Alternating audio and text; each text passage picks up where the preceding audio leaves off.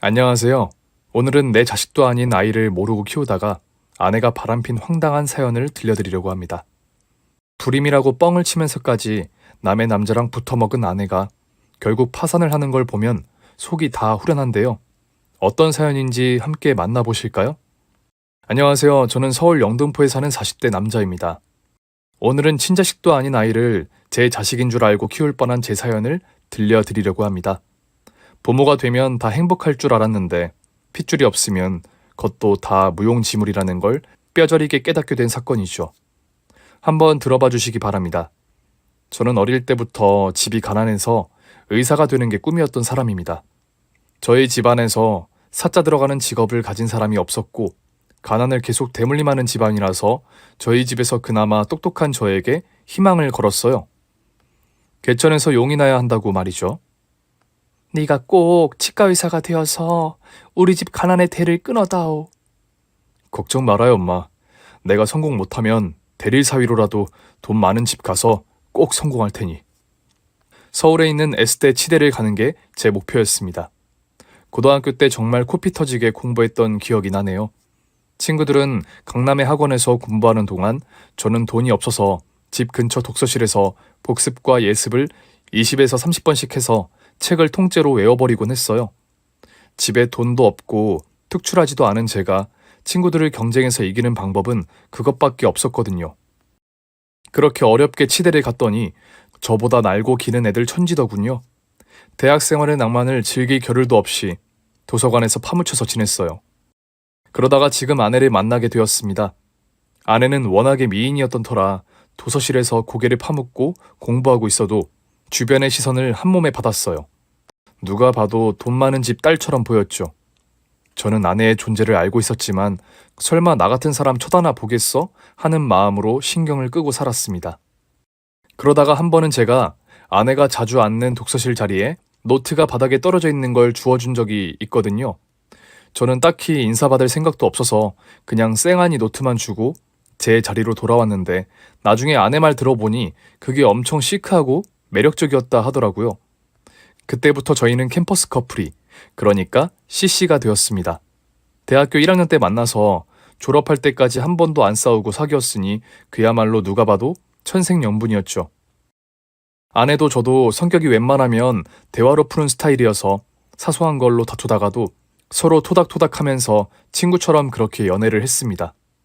제가 얼마나 닭살 커플이었냐면 빼빼로 데이 때 맞춰서 커다란 빼빼로 인형을 주문해서 그걸 쓰고서 아내한테 꽃다발을 줄 정도였어요.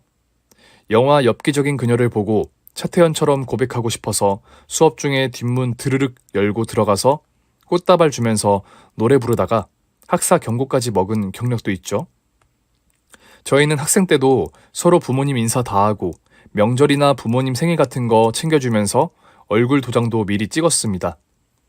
양가 부모님은 저희가 결혼할 사이라고 생각했고 주변에서도 장기스 하나 없는 완벽한 커플이라고 엄청 부러워했습니다. 치과 의사 부부로서 저희는 미래가 보장되어 있었죠. 저희 아내는 연애할 때도 별명이 조선시대 여자일 정도로 엄청 조신한 스타일이었는데 얼굴은 엄청 예뻤어요. 저를 만나기 전부터 수많은 남자들의 대시를 받았는데 그 중에서도 총학생회장이었던 잘생긴 남자가 대시를 했는데 담배 피는 남자는 싫다고 거절할 정도였죠. 얼굴은 김태희, 몸매는 전지현이라고 해서 과내에서도 인기가 많았는데 어쩐 일인지 다른 남자의 데이트 신청은 모두 까면서도 제 데이트 신청은 받아주더라고요. 그렇게 아내랑 데이트를 하면서 주변의 부러움을 한 번에 받았죠. 우리 치과의사 되면 의사 커플이 되는 거네? 결혼해서 아이 낳으면 치과의사 시켜야겠다. 나중에 제가 아내한테 그때 왜 나랑 사귀기로 했냐고 물어보니까 제가 해달라는 대로 다 해주고 자기 말 잘 들을 것 같은 순둥이 얼굴이라서 그랬다네요. 그 말 듣고 살짝 기분이 나빴지만 뭐 그것도 그런대로 제 매력이라고 좋게 생각되더군요.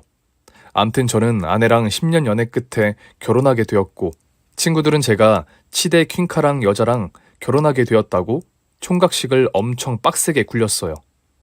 결혼식 전날에 친구들이 저를 둘러싸고 이상한 짓도 많이 시켰죠. 지나가는 여자들 아무나 짚어서 가리키면 제가 가서 혹시 임플란트 하셨어요? 하고 말하고 오는 거였어요. 그때 겨울이었는데 길거리에서 여자들한테 그거 물어보다가 싸대기를 엄청 맞았던 기억이 있네요. 그렇게 저는 어린 시절 바라는 대로 치과 의사가 되었고 예쁜 마누라를 얻어서 남들이 부러워하는 행복한 신혼생활을 시작했습니다. 집도 큰 평수는 아니지만 30평대 아파트를 목동에 얻었고 아내랑 같이 벌어서 얼른 개인 병원 차릴 돈을 모으자고 했죠. 그때는 해외여행 한 번 못 가고 살았는데 아내랑 밤마다 홍콩 여행을 다녀온 터라 결혼 생활이 아쉬울 게 없었습니다. 진짜 제 아내는 얼굴도 예쁜데 밤일이 끝내주는 여자였어요. 나는 진짜 복도 많지. 이렇게 밤일 잘하는 여자랑 결혼하다니. 내가 원래 남자 잘 꼬시는 스타일이야. 몰랐지? 근데 왜 학교 다닐 땐 그렇게 튕겼어? 여러 명 만나고 다니는 건 에너지 낭비야. 한 놈을 제대로 골라야지. 무슨 한 놈만 패는 그런 거야? 그때는 웃으면서 말했지만 저는 아내가 얼마나 독하고 무서운 여자인지 몰랐던 거예요. 왜 결혼하고 얼마 안 됐을 때는 콩깍지 씌여서 잘 모르잖아요. 저도 아내가 조신하고 착하고 예쁜 그야말로 환상 속에 있는 그런 여자라고만 생각했던 거죠. 결혼 생활은 그렇게 아쉬울 게 없었는데 딱 한 가지, 애가 안 생긴다는 게 문제였어요. 결혼하고 3년쯤 지나서 즐길 만큼 즐겼으니 애를 가질 때가 되었는데 이상하게 애가 안 들어서는 거예요. 제가 나름 정력이 센 남자라서 하루에 3번씩 하고 그랬는데 기미가 전혀 안 보였죠. 배란일도 맞추고 다 했는데도 안 돼서 슬슬 저도 초조해지기 시작하더군요. 저희 부부가 언제 애 생기나 지켜보면 장인 장모는 걱정이 되어서 매일 전화가 왔죠. 특히 장모님은 제가 처가 갈 때마다 눈치를 주더군요. 자네 요새 너무 바쁜 거 아닌가? 네? 요즘 일찍 집에 들어가고 처랑도 잘 지내는데요. 근데 왜 애가 여태 소식이 없나? 노력은 하고 있습니다. 실망시켜드리지 않을게요. 처가에서 목동 아파트 살 때 2억 정도를 지원해 주셨기에 저는 장모님 말을 허투루 들을 수가 없었어요. 장인어른도 내심 손주를 기대하고 있어서 어떻게든 임신을 해야 했죠. 혹시 제가 문제인가 싶어서 병원에 가서 정자 검사를 했는데 별 이상은 없더라고요. 저는 혹시나 해서 아내한테 자기도 병원에 가보는 거 어때? 하고 물었더니 아내가 버럭 화를 내는 겁니다. 불임은 남자 쪽 문제지 자긴 아무렇지도 않다나요? 그래서 그때부터 인터넷으로 정자수 늘리는 법이나 임신 잘 되는 체위, 임신 잘 되는 시기 이런 걸 겁나게 검색해서 시도해보곤 했어요. 살면서 입에 대본 적도 없는 한약을 먹고 아내를 데리고 자라탕을 먹으러 갔다 올 정도였죠. 한 번은 병원에서 고객 진료 보고 있는데 옆방에서 불임치료 어쩌고 하는 얘기가 들려서 저도 모르게 그쪽으로 신경 썼다가 엉뚱한 이빨을 금리빨로 떼운 적도 있어요. 고객한테 돈을 다 물어주고 사과를 몇 번이나 했는지 모릅니다. 그렇게 매일 3번씩 하려고 하니 아무리 정력이 센 저라도 얼굴이 헬쓱해지더군요. 강행군이었어요.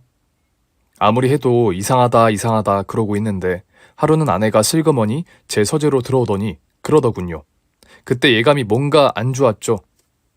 여보, 사실 나... 응? 왜 그래? 무슨 일이야? 아니 병원 갔다 왔는데 내가 불임이래. 나 어떡해? 뭐라고? 설마 했던 게 맞았던 거죠. 아내는 검사지를 내밀면서 불임 사실을 밝혀왔습니다. 알고 보니 아내는 할머니 때부터 불임기가 있는 집이었어요. 애가 잘 안 들어서 집에서 굿까지 했다는 사실을 나중에 알게 되었습니다. 그것도 모르고 저는 장모한테 죽을 죄 지은 사람처럼 살았던 거예요. 그 사실을 숨기고 저한테 애가 안 들어선다고 책망한 장모도 괜히 얄밉더군요. 씨가 안 좋은 게 아니라 밭이 문제였던 건데 말이죠. 아무튼 저는 좀 아쉽긴 했지만 둘이 사는 게 딱히 싫지는 않았습니다. 같은 세상에 애 하나 낳으면 평생 몇 억이 든다는데 그 돈 모아서 둘이 여행이나 가자 싶기도 했죠. 그런데도 장모는 저를 빡치게 하려는 심산인지 저만 보면 그쪽 씨가 어쩌니 저쩌니 하면서 자꾸 제 씨를 태클 걸지 않겠어요? 그래도 저는 예의 있는 치과의사 사위인지라 장모에게 최대한 잘 보이려고 싫은 티 한 번 내지 않았습니다. 어쨌든 예쁜 아내를 낳아주신 부모님이니까요. 그리고 제가 집 살 때 빌린 돈을 여태 못 갚기도 했고요. 돈만 갚으면 그땐 장모한테 제대로 사위 대접받아야겠다고 속으로 결심했습니다. 아무튼 그렇게 둘이서 알콩달콩 살아가던 어느 날, 제가 근무하던 병원 원장님이 저를 부르더군요. 장 선생, 지난번에 환자한테 엄한 이빨 금으로 씌웠다며? 아, 네, 그걸 들으셨어요? 또 지난주엔 환자 사랑니를 마취도 안 하고 뽑으려고 했다며? 아, 원장님 죄송합니다. 제가 요즘 피곤해서 그만. 자네는 우리 병원 에이스야. 환자들이 자네 얼굴을 보고 우리 병원에 오지. 내가 바보가 아닌 한 그걸 모르겠나? 아, 네, 하기야 사실은 그렇죠. 그래서 하는 말이야. 자네 좀 휴식이 필요해. 이번에 미국 현지 연구원으로 잠시 다녀오는 건 어떤가? 네? 연수요? 그래. 한 3년 정도 다녀오면 자네에게 이 병원 부원장을 맡을 기회를 주겠네. 우리 병원에 꼭 필요한 연수 과정이니 다녀와 주게. 말이 연수지 결국 유배나 마찬가지였죠. 하지만 제가 실수했으니 어쩌겠어요. 어렵게 들어간 병원이니 아직은 잘리면 안 되기 때문에 하와이라도 가라면 가야죠. 제가 미치겠는 건 아내랑 3년이나 떨어져 있어야 한다는 사실이었습니다. 아내는 친정에서 몸 관리를 해야 해서 저를 따라갈 수는 없었죠. 어쩔 수 없이 기러기 같은 생활을 하기 시작한 거죠. 아이를 가지려고 하루에 3번씩 하고 그랬는데 갑자기 몸이 떨어지니 무척 고프더군요. 연수 생활은 몸은 편했는데 여자가 고파서 매일 허덕였습니다. 전화로 아내한테 매일 하소연을 했죠. 자기 너무 보고 싶어서 미치겠는데? 나도 이럴 거면 같이 갈 걸 그랬나 봐. 그래도 참아야지. 3년만 참으면 부원장 다는데. 우리 미래를 위해서 희생하는 자기 참 멋져.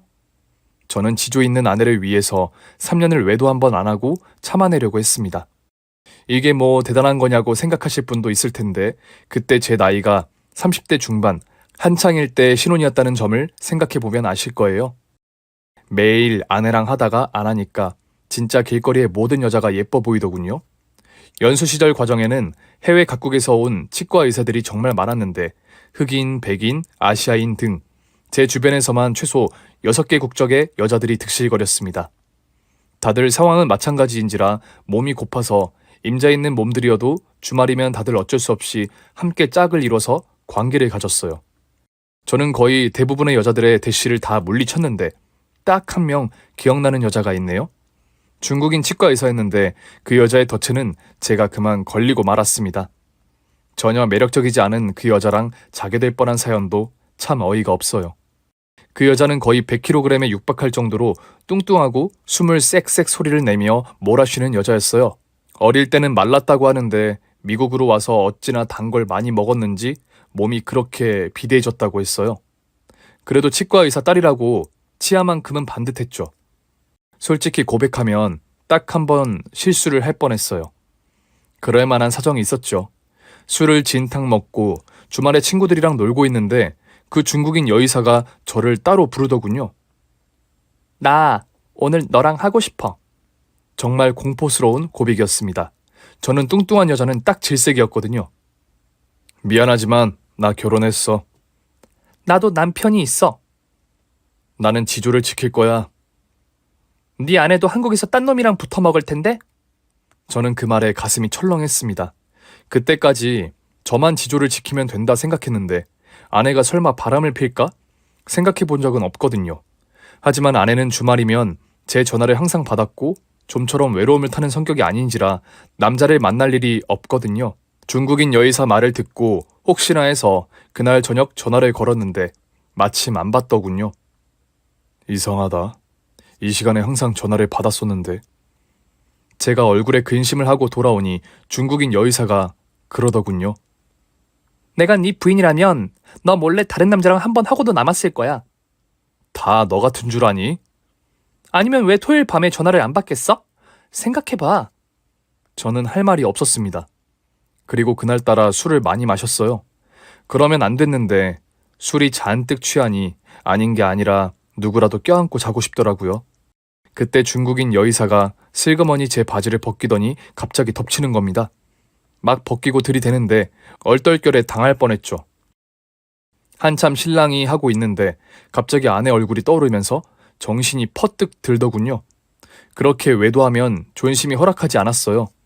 게다가 그렇게 자고 싶지도 않았죠. 그 순간 제 위를 누르고 있는 중국인 여의사를 발로 밀어내고 잽싸게 차에 올라탔습니다. 차에 시동을 걸었는데 중국인 의사가 뒤에서 Fuck you, Korean! 이러더군요. 다음날 아침에 술이 깬 저는 불이 나게 집으로 전화를 걸었어요. 이번엔 아내가 받더군요. 어젠 왜 전화 안 받았어? 밤 늦게까지 전 부쳤어. 한국은 설이잖아. 다음번엔 문자라도 해. 사람 걱정되게. 여기랑 시차가 다르니 자기 잘까봐 그랬지. 왜?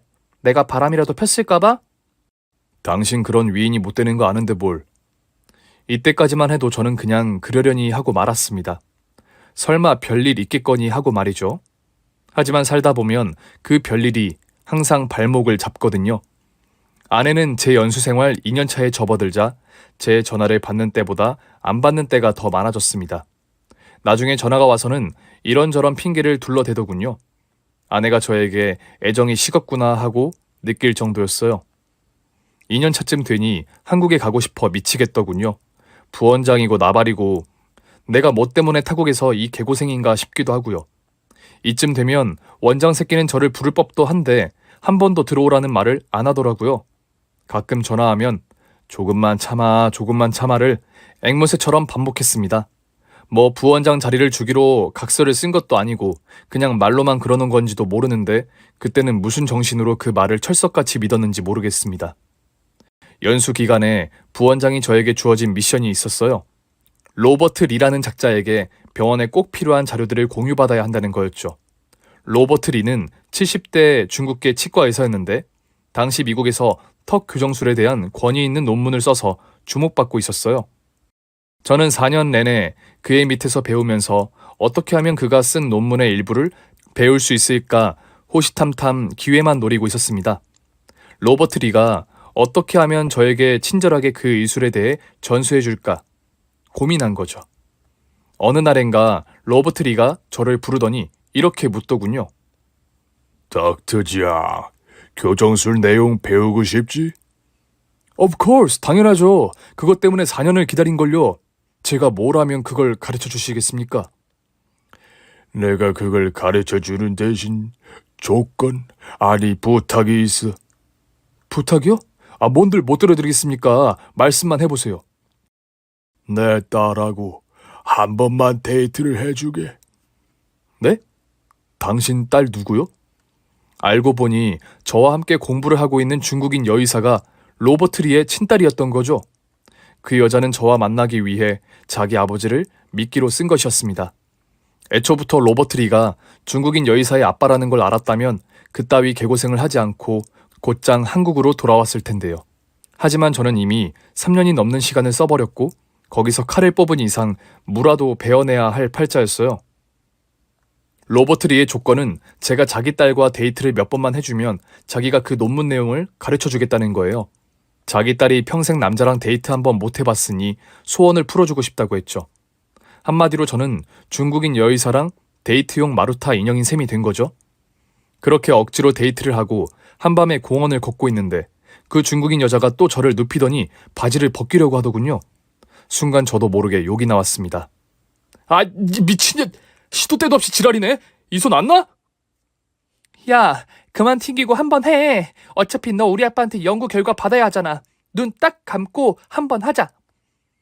내가 중국에서 전봇대랑 하는 한이 있어도 너 같은 뚱보랑은 또 안 해. 알았어? 그리고 저는 그 여자를 밀어내려고 했어요.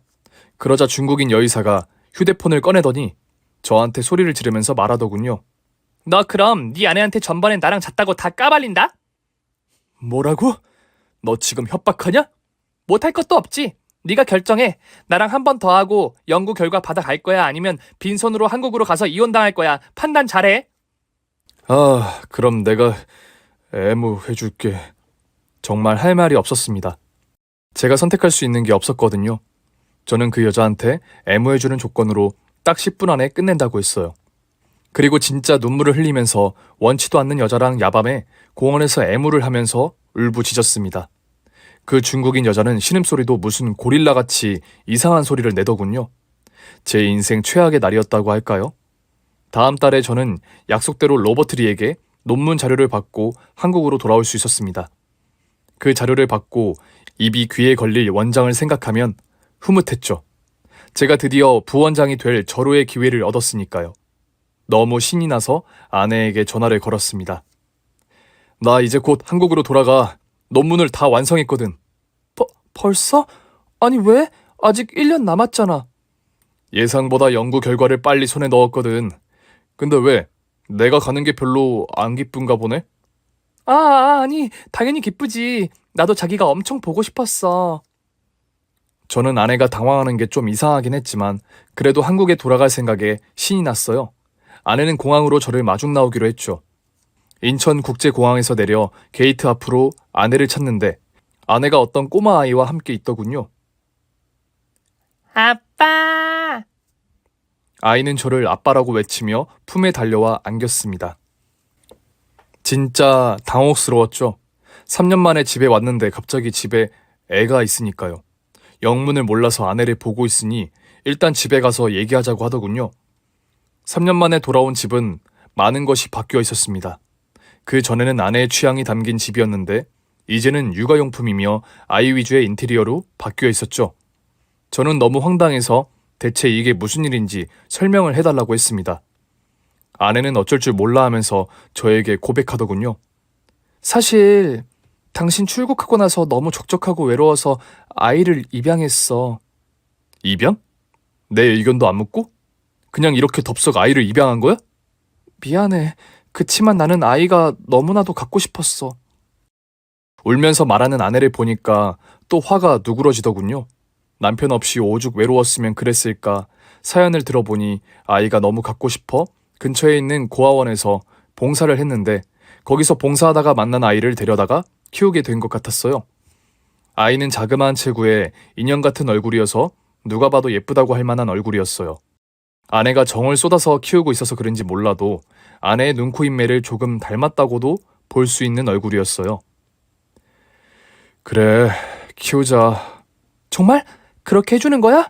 고마워, 당신. 그런데 저 아이가 당신 닮은 것 같은데? 그래? 내가 너무 사랑해서 그런가 보지. 날 닮으면 좋지. 우리가 낳은 애라고 해도 되니까. 그것도 말이 된다 싶어서 아내를 다독이며 잘 키워보자 했습니다. 요즘은 아이 없는 집에서 입양도 선뜻 한다는데 나라고 못할 게 뭐 있냐는 생각도 들었죠. 지금 생각해보면 그때는 제가 엄청 순진했죠. 그 아이가 어떤 아이인지도 모르고 그랬으니. 아이는 순한 성격에 말을 잘 듣고 제 엄마를 꽤 따르더군요. 사전에 뭐라고 말했는지 나를 볼 때마다 아빠 아빠 하면서 따르는 게 제법 기특하기도 했습니다. 그때까지는 그랬죠. 얼떨결에 부부 사이에 아이가 생기니까 적응이 안 되더군요. 놀이동산에 가서 아이를 놀아주고 유치원에 등교시키는 일이 저에게는 무척 낯선 일이었습니다. 아무리 그래도 아이가 어떻게 입양되었는지 정도는 알아야 할 것 같았어요. 그래서 아내가 없을 때 아이를 조용히 불러서 물었습니다. 혹시 너 아빠가 누군지 아니? 내 아빠는 여기 있는데요. 아니, 아저씨한테 애쓰지 않아도 돼. 너 입양된 곳이 어딘지 아느냐는 뜻이야. 아니요, 몰라요. 정말 몰라? 그럼 어떻게 우리 집에 오게 된 건데? 제가 이것저것 묻고 있으니 아내가 들어오더군요. 그리고 저를 쏘아보면서 애를 왜 다그치느냐고 뭐라고 했습니다. 아이가 당황하는 것도 이상하고 아이에게 입양 전 얘기를 못하게 하는 것도 이상해서 저는 계속 찝찝한 마음이 들었어요.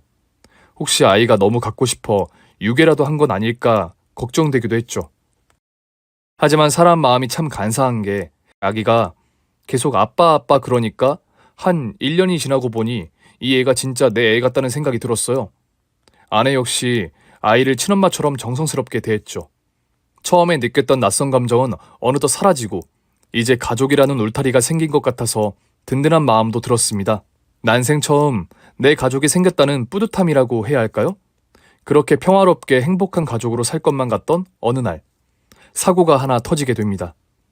아이가 집을 나가버린 거예요. 갑자기 잘 지내던 아이가 사라지니 아이 엄마도 저도 제정신이 나가서 경찰에 신고하고 여기저기 뛰어다니면서 아이를 찾게 됩니다. 그때는 정말 내 자식이 사라졌다는 생각에 정신줄을 거의 놓게 되더군요. 아이는 제 친아빠를 찾아서 나갔다는데 대체 어디로 갔는지 행방도 알 수가 없었어요. 아이 엄마는 짐작 가는 데가 있다면서 차키를 들고 나가더군요. 저는 어디냐고 묻지도 않았습니다. 그리고 초조하게 혼자 아이를 밤늦게까지 기다리는데 벨소리가 들려서 나가보니 아이가 있더군요. 대체 어디 갔다 온 거니? 엄마 아빠가 얼마나 걱정했는지 알아? 그러다 큰일 나면 어쩌려고 그래? 누가 데려다 준 거야? 아빠가요. 아빠가 데려다 줬다고? 네 아빠가 누군데? 우리 아빠, 나 낳아준 진짜 아빠요. 그러니까 네 아빠 이름이 뭐냐고! 그 순간 아내가 집으로 들어와서 아이를 끌어안고 엉엉 울기 시작했습니다. 마치 친자식을 잃어버린 엄마처럼 울더군요. 저도 아이를 찾아서 기뻤지만 아내의 울음은 잃어버린 자식을 찾은 모성애에서 비롯된 것이었죠. 그 아이에게는 아내가 진짜 엄마인 것 같았습니다. 괴로워하면서 하루하루를 보내던 어느 날, 병원장이 저를 조용히 불러서 말했습니다. 이제 자네가 이 병원을 맡아줄 수 있겠지? 원장님, 그럼 제가 이제... 그래, 부원장이 되는 걸세. 정말 감사합니다. 원장님, 정말 감사합니다. 자네는 그만큼 노력했으니 보상을 받은 거지. 앞으로 잘 해보게. 병원장은 제가 연수에서 돌아온 이후로 이상하리만치 친절하더군요. 원장이 그렇게 친절하게 대해주는 모습을 보니 전에는 괘씸죄로 저를 유배 보낸 거라는 오해가 사그러들었습니다. 그리고 저 역시 이 병원을 키워보겠다는 생각으로 열심히 하루하루 일을 했어요. 그렇게 부원장으로 신이 나서 일을 하던 어느 날, 퇴근하고 돌아오는데 집 앞에서 원장님 차가 서 있는 걸 목격하게 됩니다. 원장이 저를 찾아왔다는 건 뭔가 일이 생겼다는 거거든요. 저는 차로 가까이 가서 문을 두들기려고 하는데 갑자기 차가 급발진하더니 급하게 사라지는 거예요. 저는 집에 혹시 원장이 왔다 갔는지 몰라서 아내에게 물었죠. 혹시 원장님이 우리 집에 오셨었어? 아니, 원장님이 우리 집에 왜 와? 집 앞에 차가 서 있길래 혹시 나한테 뭐 할 말이라도 있어서 온 건지. 당신이 차를 잘못 봤겠지. 아내는 아이를 입양한 이후로 저에게 친자식으로 올려두는 게 어떠냐고 하더군요. 입양을 하긴 했지만 정식으로 제가 부양자가 되려면 법적 절차를 밟아야 한다고 하더군요. 저는 이제 그쯤 되니 그 아이가 제 아이 같기도 하고 아내가 임신하는 건 그만 단념하기로 해서 그러자고 했습니다. 아내는 벌써 법무사무실에 필요한 서류가 무엇이 있는지 의뢰해본 모양이더군요. 그 아이가 제 뒤를 이어서 치과 의사가 될 거라고 생각하니 알 수 없는 기분이 들었습니다. 그렇게 서류를 준비하던 어느 날이었어요. 그날 아내는 급한 일이 있어서 외출하고 저는 집에서 휴식을 취하고 있었죠. 아이가 유치원에서 돌아왔는데 갑자기 아빠가 보고 싶다고 우는 겁니다. 아내가 없어서 다급한 마음에 아이를 달래려는데 아이가 저를 막 때리면서 우리 아빠 아니야, 우리 아빠 아니야. 그러더군요. 내가 이제 아빠야. 우리 정식으로 가족이 된 거야. 알았지? 아니야. 우리 아빠가 아니야. 우리 아빠는 저번에 나를 안아줄 사람이라고. 저번에 너를 안아줬다고? 그 순간 몇 가지 불안한 생각이 머릿속을 스쳤습니다. 그리고 아이를 일단 진정시킨 다음에 아빠 이름이 혹시 뭐냐고 물었죠. 아이가 아빠 이름을 말하는 순간 제 머릿속은 하얘졌습니다. 이에게 들은 바로는 아이는 사실 입양된 게 아니었어요. 아이는 태어날 때부터 다른 집에서 키워졌는데 그 집에서 살다가 제가 귀국한 이후에는 집을 옮긴 거였더군요. 아내는 아이에게 저를 아빠라고 부르라고 교육을 시켰고 아이는 억지로 저를 아빠라고 부르며 적응해왔던 겁니다. 더 놀라운 건 아이가 아빠라고 말한 이름이 바로 병원장이었어요. 그렇다면 저는 지금껏 병원장의 아이를 키워왔던 셈이 되는 거였죠. 저는 너무 놀라고 충격적이어서 이게 어떻게 된 일인지 왜 병원장의 아이를 키우게 된 건지가 미스테리였습니다. 그 다음부터는 제가 아내의 완전 범죄를 풀어나가는 과정이에요. 아내는 저랑 결혼하기 전 병원장을 사석에서 만난 적이 있었죠. 같이 밥을 먹으면서 제가 결혼할 사람이라고 소개해 주었는데 그 이후로 가끔 병원장이 저희 집에 놀러 올 때마다 서로 인사를 하는 정도로 아는 사이였어요. 그런데 어째서 병원장의 자식을 제 아내가 키우게 된 건지가 의문이었습니다. 저는 병원장이 저 없는 사이에 집에 드나든 흔적이 있을 거라고 확신했습니다. 그리고 집안 곳곳을 뒤지면서 혹시라도 남자의 속옷이나 남자 물건이 있는지 봤죠. 철두철미한 아내의 성격상 증거를 남길 리가 없었지만 저는 꼬리가 길면 밟히는 법이라고 생각했습니다. 그리고 제 방 서재에서 병원장의 서명이 새겨진 만년필을 하나 발견하게 되죠. 그 만년필은 병원장이 중요한 서류가 있을 때에만 꺼내는 만년필이었거든요. 그 말은 제 방 서재에 병원장이 앉아 있었고 거기서 뭔가 중요한 서명을 했다는 얘기였습니다. 얘기가 점점 미스테리로 흘러가면서 저는 뚜렷한 증거가 필요했어요. 아내가 병원장과 외도했다는 뚜렷한 증거 말이죠. 그래서 그날 저녁 아내에게 이렇게 말했습니다. 나 요즘 병원에서 너무 일을 많이 한 것 같아서 조금 쉬려고 해. 그래? 맞아. 당신 무리했지. 어디 가서 일주일 정도 머리 식히다 와. 당신 혼자서 괜찮겠어? 나 혼자 있나 뭐. 내 걱정 말고 다녀와. 아내는 기다렸다는 듯 제가 던진 미끼를 덥석 물더군요. 저는 일부러 여행 가방에 짐을 가득 넣으면서 열흘 정도 동남아에 가 있겠다고 말했습니다. 그리고 아내를 안심시키기 위해 공항까지 마중 나와달라고 말한 다음 게이트 안으로 들어가는 것까지 보여줬어요. 그리고 비행기를 타지 않았죠. 저는 집 근처의 모텔에 숙소를 잡고 저희 집 주변에서 잠복을 했습니다.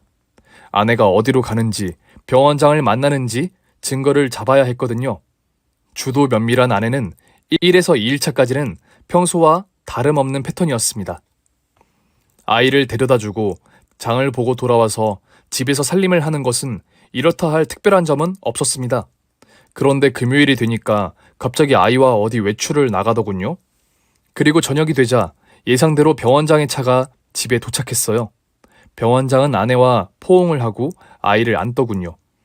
그리고 한 가족처럼 저희 집에 들어가는 게 아니겠어요? 저는 속이 부글부글 끓고 그 순간 혈압이 끝까지 치솟는 것 같았습니다. 아내에 대한 배신감과 병원장에 대한 분노가 치밀어 올랐어요. 저는 차에서 내려서 집으로 올라가서 벨을 누르지도 않고 비밀번호를 넣고 문을 열려고 했습니다. 문이 안 열리더군요. 치밀한 아내가 또 비밀번호를 바꾼 거예요. 저는 문을 주먹으로 두들겼습니다. 문 열어! 이 문 안 열어? 내가 이 문 부수기 전에 얼른 열어! 그래도 안은 조용했습니다. 저는 문을 열 방법이 없어서 문 앞에서 기다릴 수밖에 없었죠. 한 10분이 지났을까 안에서 아내가 문을 열더군요. 마치 제가 올 줄 알았다는 듯 천연덕스러운 얼굴로 저에게 대꾸했어요. 당신 어쩐 일이에요? 동남아 간다고 안 그랬어요? 아내 병원장 있는 거 다 알아. 그 자식 빨리 나오라고 해. 내가 끌어내기 전에. 아, 맞아요. 병원장님 오셨어요. 당신 없는데 제가 불안하다고 하니까 걱정된다고 잠깐 들르신 거예요.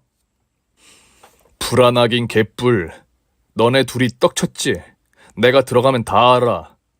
저는 문을 확 열어젖히고 안을 들어갔습니다. 병원장은 옷을 추슬러 입고 소파에 앉아 있더군요.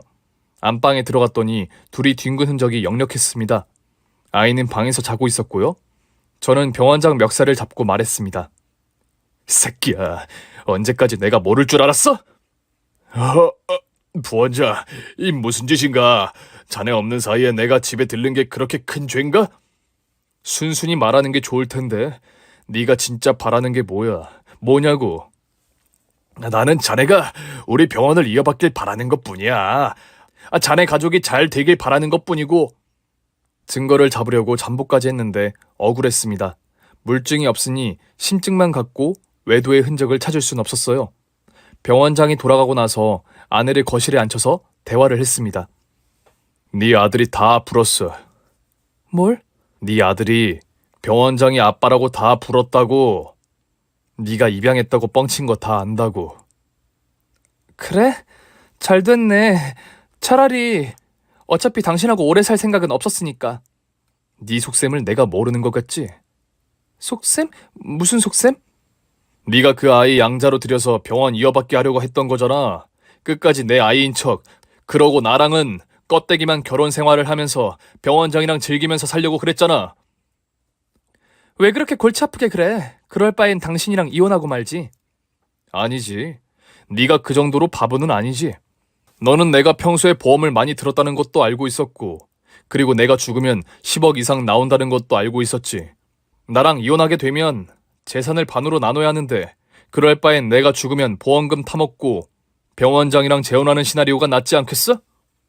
자기 연수 다녀오는 동안 상상력이 풍부해졌네? 닥치고 너희 둘 내가 어떻게 복수하는지 봐봐. 그리고 그날로 아내랑 이혼 도장을 찍었습니다. 물증이 없는 어디까지나 합의 이혼이었기 때문에 저는 위자료를 정확히 반으로 나눠야 했죠. 병원에서도 쫓겨난 건 물론이었고요. 병원장은 이제 제가 필요 없다고 생각했는지 저를 이런저런 핑계를 대고 내쫓더군요. 그리고 제가 병원에서 나가자 아내를 부원장 자리에 앉혔어요. 아내와 병원장 이니셜을 따서 병원 이름까지 바꾸더니 언론에 기사까지 내보내더군요. 모든 게 계획된 거였죠. 저는 작은 병원에서 취업을 했고 그곳에서 일하면서 복수를 계획했습니다. 일단 아내의 외도에 대한 복수, 그리고 저를 뺑뺑이 돌리면서 개고생을 시킨 병원장에 대한 복수가 그 순서였죠. 저는 장모님을 찾아갔어요. 그리고 장모님한테 협박 아닌 협박을 했죠. 제 아이도 아닌 애를 임신하고 이혼까지 한 집사람에 대한 보상을 해주세요. 자네도 알다시피 그건 나도 몰랐고 누구도 예상할 수 없던 일이었네. 다 알고 계셨으면서 거짓말하지 마세요. 제가 독한 마음 먹으면 그 병원에서 1인 시위하면서 이 사건 다 폭로할 수도 있어요. 그럼 집사람 경력에 치명타가 될 겁니다. 그렇게까지 하시길 바라세요? 저는 이미 인생 바닥을 쳤어요. 못할 일이 없다고요. 자네 뭘 원하나? 저한테 개인 자금으로 2억만 빌려주세요. 아니, 그냥 주세요. 그럼 각서 하나 쓰게. 저는 장모에게 이 사건을 어디에서도 발설하지 않는다는 조건으로 각서를 쓰고 2억을 받아냈습니다. 그리고 병원장이 있는 건물 옆 작은 상가를 하나 사서 개원을 했죠. 로버트 리에게 배운 내용이 있었기에 저도 부원장일 때와 똑같은 교정 기술을 내세운 병원으로 마케팅을 했어요. 현수막을 크게 걸었죠. 짝퉁이 아닌 진짜 오리지널 교정술로 진료해드립니다. 제가 부원장일 때 저를 찾아오던 고객들에게 전화를 걸어서 제가 개원했다는 사실을 알렸습니다. 그랬더니 환자들이 병원장이 있는 병원 옆에 있는 제 병원으로 오더군요. 병원은 조금씩 장사가 잘 됐습니다. 그리고 저는 로버트 리에게 전수받은 내용 중 병원장에게 말하지 않은 교정술이 한 가지 더 있었거든요. 그 시술을 하기 위해서는 특허받은 기계를 들여놔야 해서 1억이 더 필요해서 대출을 받아서 들여놓기까지 했어요. 지역 신문에는 땡땡병원 부원장 출신 진짜 교정 전문가라는 타이틀로 저희 병원 기사가 계속 나갔고 급기야는 병원장 병원으로 가던 환자의 90%가 저희 병원으로 오기 시작했습니다. 저는 돈을 쓸어 담듯이 벌었고 병원장 병원은 손님이 없어서 건물 매각 위기까지 왔어요. 그쯤 되니까 병원장과 아내가 저를 찾아오더군요.